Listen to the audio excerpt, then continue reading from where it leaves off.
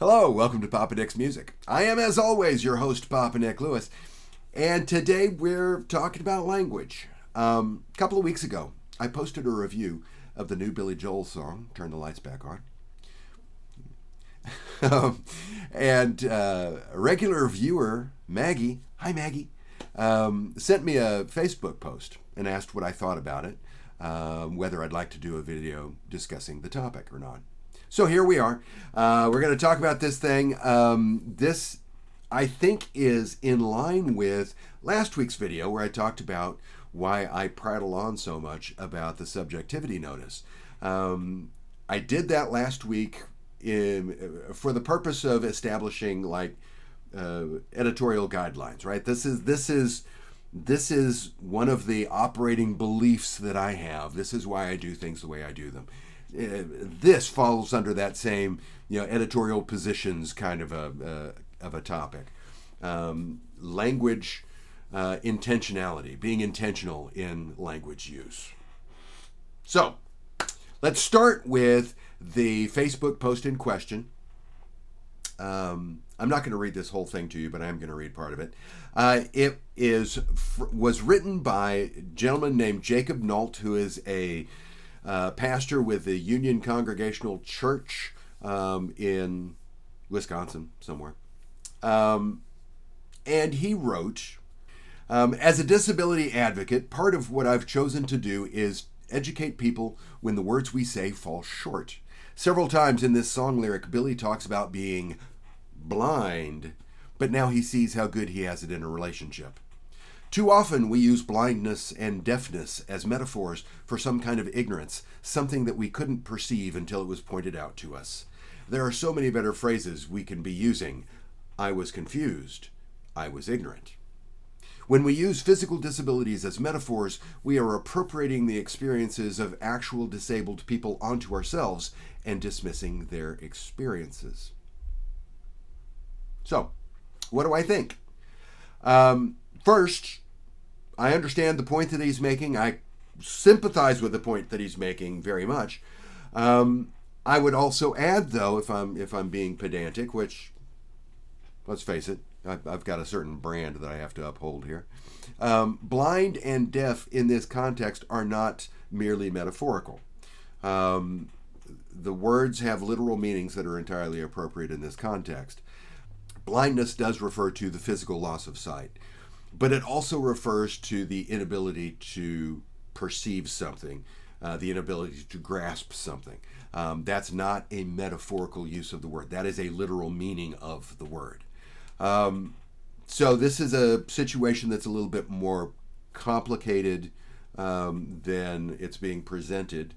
There are also some points that we could talk about as to whether I was confused and I was ignorant, whether that can be substituted in a poetic work. Because when we're talking about making changes to a poetic work, there's more than just the literal meaning we have to pay attention to. We also have to pay attention to the meter of the line. We have to pay attention to the repetition of vowel sounds and consonant sounds, and there's a lot more going on. It's not just, well, I was blind is better than I was confused, because confused has 2 syllables and blind has 1. That's part of it, but it goes beyond that. There is more that goes into making this kind of change to a lyric than I think is being presented in the Facebook post. But with that all off to the side, I get the point that he's making, and like I said, I sympathize with it. I agree with it. If I use certain words, I assume the responsibility that goes along with those words. I strive as much as possible when I'm coming up with these cockamamie videos of mine, where I'm acutely aware of the impact that my linguistic choices can have. I strive as much as possible to avoid using language that has the potential for negative impact on any given viewer. I can't be 100% successful in that simply because there are too many assumptions that are baked into the language. There are too many assumptions that I'm making in when I'm formulating my thoughts, I mean, there's a lot of moving parts there. So I'm not going to be 100% successful at removing potentially negative impact from anything that I say. But it is something that I actively strive to do. If I know that a word or expression that I am about to use has potential for insulting someone or making someone feel marginalized, then I try my best not to use that word or expression. This is not because I am woke, which seems to be a dirty word among some people these days, but rather because I'm intentionally trying to be polite. This is common. We all do this. We all know that talking about certain subjects in certain contexts is considered rude, and so we avoid doing it as much as we can, unless we, pride ourselves on our being truth tellers who are just, another way of saying I like to be an asshole when I'm out in public. I think, but I cannot prove, that we all also have areas of sensitivity, words or expressions that hit a nerve with us that we would just as soon other people would stop using. I personally would be overjoyed if the word retarded and every version of anything that uses the root tard, if that shit were to disappear from the language tomorrow, I would be a happy, happy man. There are a few words that you can use in my presence that will make me automatically think less of you as a human. That's one of them. So, I think we all have these areas. I think we all are aware of these areas. I think there are, though, also situations where we use the potentially offensive word or phrase precisely because it is offensive. I've used dirty words in the last paragraph or so. And yes, I'm reading paragraphs here. I've had a potty mouth for literally as long as I can remember. And I mean that literally. I'm not misusing the word literally. One of my earliest clear memories is of having having my mouth washed out with soap because I called the kid who lived down the street a bastard, and he immediately ran to my mom and told him what I said, thereby proving that I was right because he was a little bastard. So I've been painting with these brushes for a long time. I curse a lot. Every video I post, you better believe I'm checking that box in the setup that says that this is not for children.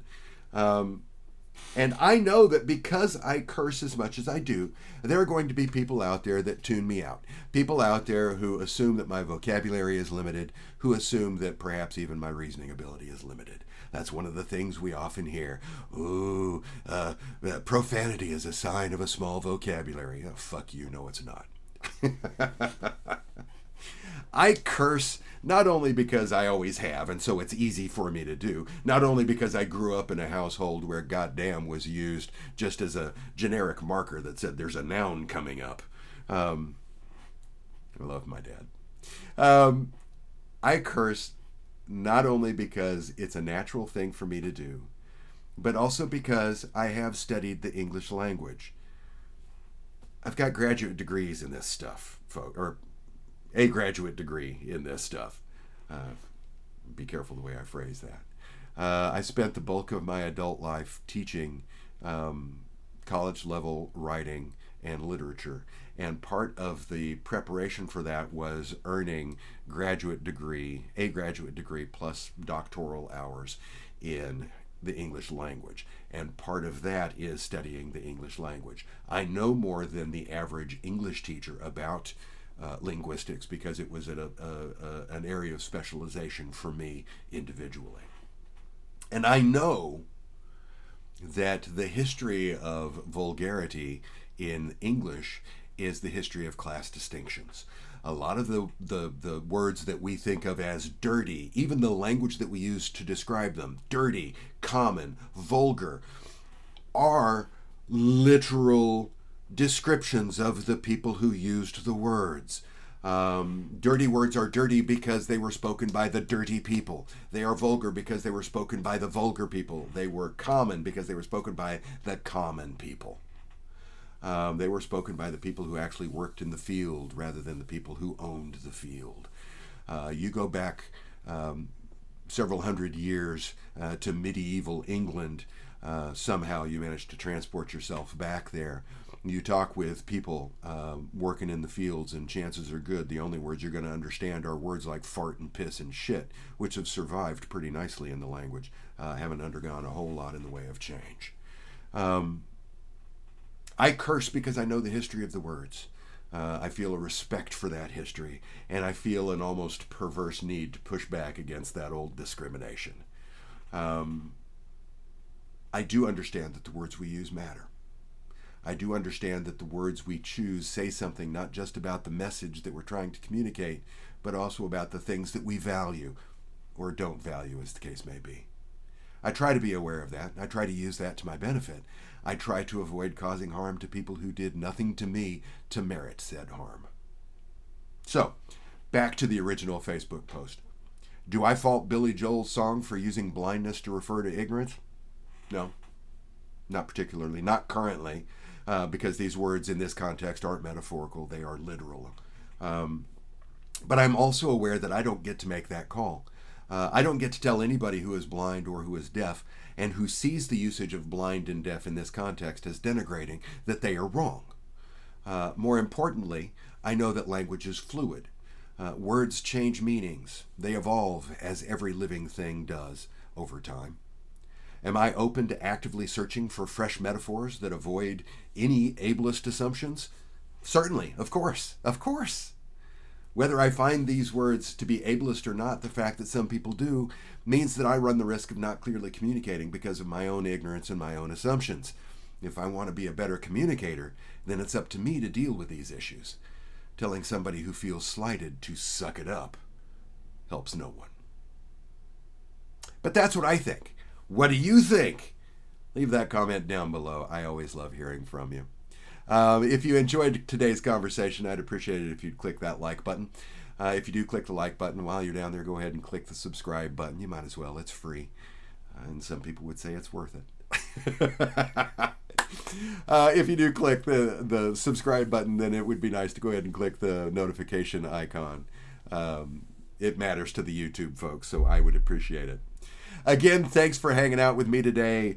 Next week, by the way, we're getting back into music. I'm going to start talking about my top 10s. Oh, my top 10 favorite musicians by instrument. Oh, you're going to love it. Until then, thanks again for hanging with me today, and I hope that the rest of your day is bright. See you soon.